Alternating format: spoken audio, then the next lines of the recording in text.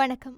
இது ராஜ்யம். மாநிலத்தின் நியாயமான உரிமைகளை பாதுகாப்பது மத்திய மாநில அரசுகளுக்கு இடையிலான உறவுகளை மேம்படுத்துவதற்கான பரிந்துரைகளை தருவதற்கு குழு ஒன்றை அமைத்திருக்கின்றது தமிழ்நாட்டு அரசு. இந்த குழுவால் என்ன சாதிக்க முடியும்? தற்போது நடந்து வரும் தமிழ்நாட்டு பட்ஜெட் கூட்டத்தொடரில் செவ்வாய்க்கிழமை அன்று 110வது விதியின் கீழ் பேசிய முதலமைச்சர் ஸ்டாலின், மத்திய அரசு தொடர்ந்து மாநிலங்களின் நியாயமான உரிமைகளை பறித்து வாரதாகவும் மத்திய அரசிடம் அதிகாரங்கள் குவிக்கப்பட்டு வாரதாகவும் விமர்சித்திருந்தார். இதை பற்றி ஆராய 3 பேர் கொண்ட உயர்மட்ட குழுவை அமைப்பதாக தெரிவித்திருக்கின்றார்.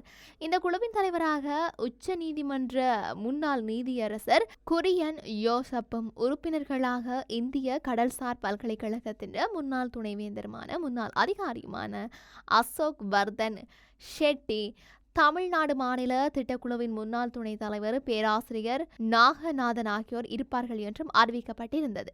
தமிழ்நாட்டில் ஆளும் திமுகவும் மத்தியில் ஆட்சியில் உள்ள பாஜகவும் அரசியல் களத்தில் தொடர்ந்து மோதி வந்தாலும் கூட கடந்த சில மாதங்களில் இந்த உறவுகள் மிகவும் மோசமடைஞ்சும் இருக்கின்றன. குறிப்பாக சமக்ர ஷிஷா அபியான் திட்டத்தின் கீழ் தமிழ்நாட்டுக்கு வர வேண்டிய சுமார் 2500 கோடி ரூபாய் நிதியை மத்திய அரசு விடுவிக்க மறுத்ததை அடுத்து உறவுகள் மோசமடைந்தன. நாடாளுமன்றத்திலேயே மத்திய கல்வி அமைச்சர் தர்மேந்திர பிரதான் திமுக எம்பிக்களை கடுமையாக விமர்சித்திருந்தார். இது மொழி பிரச்சனையாக உருவெடுத்தது. தமிழ்நாட்டில் ஒருபோதும் மும்மொழி கொள்கையை ஏற்க முடியாது என அறிவித்தது தமிழக அரசு.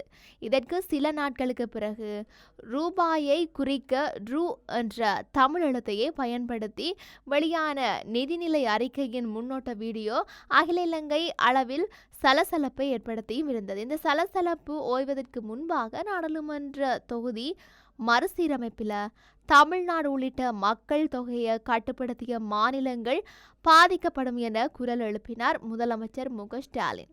தொடர்ந்தும் இதுக்கு பிறகு இந்த விவகாரம் தொடர்பாக விவாதிக்க அப்படி பாதிக்கப்பட வாய்ப்பிருக்கிற மாநிலங்களின் கூட்டம் ஒன்றையும் சென்னையில் நடத்தியிருந்தார். இதற்கு பிறகு மருத்துவக் கல்லூரிகளில் மாணவர் சேர்க்கைக்கான நீட் தேவை நீக்குவது குறித்து விவாதிக்க சட்டமன்ற அனைத்து கட்சி கூட்டம் ஒன்றை நடத்தினார் ஸ்டாலின். அது மட்டும் இல்லாமல் இவையெல்லாம் தவிர மாநில ஆளுநர் RN ரவியுடன் நீடித்து வந்த மோதல்களும் மற்றொரு பக்கம் தொடர்ந்தன. மாநில சட்டமன்றத்தில் நிறைவேற்றி அனுப்பப்படும் மசோதாக்களுக்கு ஆளுநர் RN ரவி ஒப்புதல் அளிக்காமல் நிலுவையில் வைத்திருந்தது குறித்த வழக்கில் உச்ச நீதிமன்றம் தமிழ்நாடு அரசுக்கு சாதகமாக தீர்ப்பளித்தது. இந்த நிலையில தான் மாநிலங்களுக்குரிய அதிகாரத்தை அளிப்பது தொடர்பாக பரிந்துரைகளை அளிக்க 3 பேர் தலைமையிலான ஒரு குழுவை அமைத்திருக்கின்றார் முதலமைச்சர் தனது உரையில சுட்டிக்காட்டி இருப்பதை போல மத்திய மாநில அரசுகளிடையிலான உறவுகள் தொடர்பாக குழு ஒன்றை அமைத்து அதன் பரிந்துரைகளை பெறுவது இது முதன்முறை அல்ல.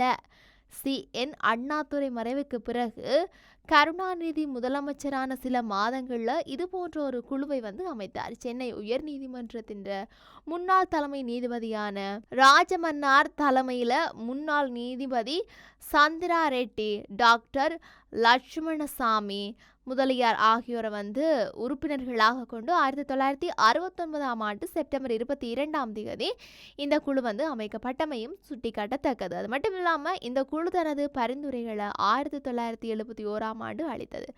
பாதுகாப்பு, வெளிநாட்டு உறவு, மாநிலங்களுக்கு இடையிலான போக்குவரத்து, நாணய செலாவணி ஆகியவை குறித்து அதிகாரங்கள் தவிர பிற அதிகாரங்கள் எதுவும் மத்திய அரசுக்கு இருக்கக்கூடாது. மாநில அரசுகளுக்கு மத்திய அரசு கட்டளையிட வழிவகுக்கும் அரசியலமைப்பு பிரிவுகளை திருத்துவது, மாநிலங்களின் முதலமைச்சர்கள் மாநிலங்கன்ற முதலமைச்சர்களை உள்ளடக்கிய குழுக்களை அமைத்து முக்கிய விவகாரங்களை அதில் விவாதித்து முடிவெடுப்பது, மாநில அரசு இயற்றும் சட்டங்களுக்கு குடியரசுத் தலைவர் ஒப்புதலை பெற வேண்டும் என்ற பிரிவை நீக்குதல், ஆளுநர் பதவியை நீக்க வேண்டும், மாநில அரசை கலைக்கும் அதிகாரங்களை நீக்க வேண்டும் போன்ற பரிந்துரைகளை இந்த குழு அளித்தது. அது மட்டும் இல்லாமல் இதனை தமிழ்நாடு அரசு ஒரு தீர்மானமாக நிறைவேற்றியது என்றாலும் மத்திய அரசு இது தொடர்பாக எந்தவித முடிவும் எடுக்கவில்லை என்பதும் இங்கு சுட்டிக்காட்டத்தக்கது.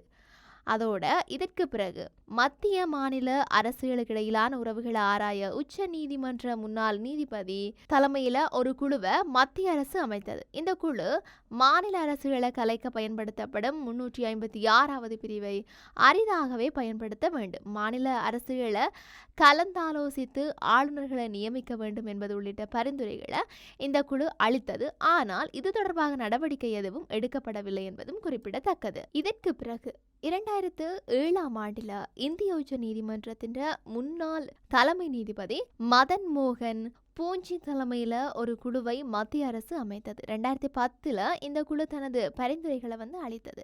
இந்த பரிந்துரைகள் தொடர்பாக மாநில அரசுகளின் கருத்துக்களை பெற சுற்றுக்கு விடப்பட்டது. அதற்கு பிறகு இதில் எதுவுமே நடக்கவில்லை. 2023ஆம் ஆண்டு மாநிலங்களவையில ஒரு கேள்விகளுக்கு பதிலளித்த மத்திய உள்துறை அமைச்சகம் இது தொடர்பாக மாநிலங்களின் கருத்துக்களை மீண்டும் பெறப்படும் என குறிப்பிட்டது. அதற்கு பிறகு இதில் எதுவும் நடக்கவில்லை. மத்திய மாநில அரசுகளிடையிலான உறவுகள் குறித்து இத்தனை ஆணையங்கள் அமைக்கப்பட்டு பரிந்துரைகள் பெறப்பட்டும் அவை நடைமுறைப்படுத்தப்படாத நிலையில் தமிழ்நாடு அரசு மீண்டும் இது போன்ற ஒரு ஆணையத்தை அமைப்பது ஏன்?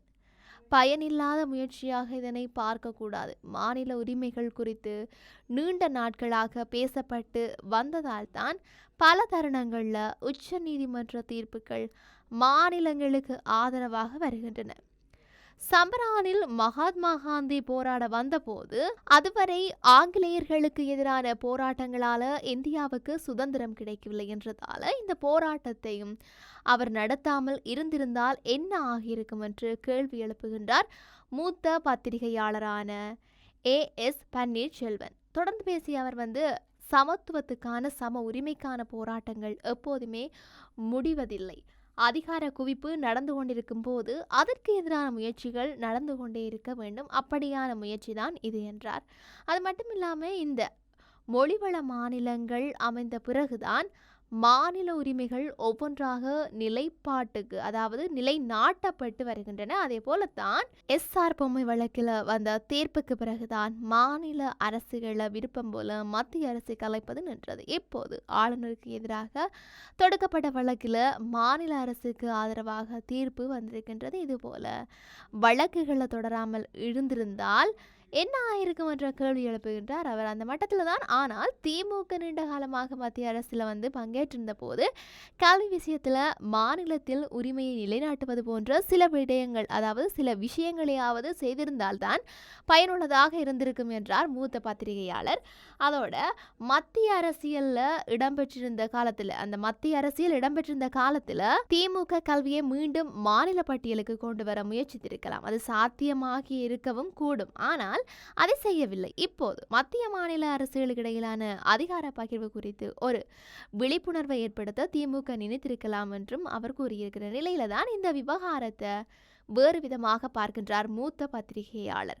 அதிகார குவிப்பு வேகமாக நடக்கும் போதுதான் அதற்கு எதிரான நடவடிக்கைகளும் வேகம் பெறும் என்கின்றார் அவர். 1990களின் இறுதியில் அமைந்த வாஜ்பேயி அரசு, இதற்கு பிறகு அமைந்த ஐமுக அரசு ஆகியவற்றின் காலகட்டங்களில் கூட்டணி ஆட்சியே இருந்தது என்பதால் மத்திய மாநில அரசு உறவுகள் குறித்து பேசுவதற்கான வாய்ப்புகள் அமையவில்லை என்றதும் சுட்டிக்காட்டத்தக்கது. ஆனால் 2014க்கு பிறகு மத்தியில் அதிகார குவிப்பு வேகமாக நடக்க ஆரம்பித்தது. ஆகவேதான் இப்போது மீண்டும் அது குறித்து பேச வேண்டிய நிலை ஏற்பட்டிருக்கின்றது. அதனை தமிழ்நாடு அரசு செய்கின்றது என்கின்றார் வெங்கடரமணன். இதனால் ஏதாவது நடக்குமா என்பதை விட தாங்கள் இதற்காக குரல் கொடுக்கின்றோம், இதில் எங்கள் நிலைப்பாடு இதுதான் என்பதை திமுக அரசு சொல்லியிருக்கின்றது என்கின்றார் கே வெங்கடரமணன். இந்த தீர்மானம் சட்டமன்றத்தில் கொண்டு வரப்பட்ட போது பாஜக வெளிநடப்பு செய்துவிட்டது, வேறு சில விஷயங்களை பேச அனுமதிக்கவில்லை என கூறி அதிமுகவும் வெளிநடப்பு செய்துவிட்டது. இது தேவையில்லாத வேலை என ஊடகங்களிடம் சொன்னார் மாநில பாஜக தலைவர். இதுபோன்ற ஆணையங்களின் பரிந்துரைகள் அரசியலமைப்பு சட்ட ரீதியாக மத்திய அரசை கட்டுப்படுத்த என்கின்றார் சென்னை உயர்நீதிமன்ற முன்னாள் நீதிபதி. இதற்கு முன்பாக ராஜமன்னார் குழு, சர்க்காரியா குழு, பூஞ்சி ஆணையம் போன்ற ஆணையங்கள் மத்திய மாநில அரசுகளின் உறவுகள் குறித்து ஆராய்ந்து பரிந்துரைகளை அளித்தும் இருக்கின்றன. ஆனால் சர்க்காரியா குழு, பூஞ்சி ஆணையம் ஆகியவை மத்திய அரசால் அமைக்கப்பட்டவை. இருந்தபோதும் அந்த பரிந்துரைகள் குறித்து மத்திய அரசு எந்தவித நடவடிக்கையும் எடுக்கவில்லை. இதுபோன்ற ஆணையங்கள் குழுக்கள் அளிக்கும் பரிந்துரைகளை ஏற்க அரசியலமைப்பு சட்டத்தை திருத்த வேண்டும். இது ஒரு அரசியல் நடவடிக்கை என கூறும் அவர் மத்திய மாநில அரசுகளுக்கு இடையிலான உறவு குறித்த விவகாரம் என்பது பொதுவான விஷயம்தான். இதற்கு அதிமுக ஆதரவளித்திருக்கலாம், ஆனால் அப்படி நடக்கவில்லை. ஆகவே மாநில சுயாட்சி போன்ற விவகாரங்கள்ல திமுக தான் குரல் கொடுக்கும் என்ற தோற்றத்தை ஏற்படுத்தும். அந்த வகையில இது திமுகவுக்கு உதவிகரமாக இருக்கும் என்றும் குறிப்பிட்டிருக்கின்ற நிலையில என்னதான் நடக்க போகுது அப்படின்னு சொல்லி நாங்களும் பொறுத்திருந்து பார்க்க வேண்டிய ஒரு கட்டாய தேவை இருக்கிறது. ஆகவே பொறுத்திருந்து பார்க்கலாம். மீண்டும் மற்றும் ஒரு பதிவினூடாக சந்திக்கலாம். வணக்கம்.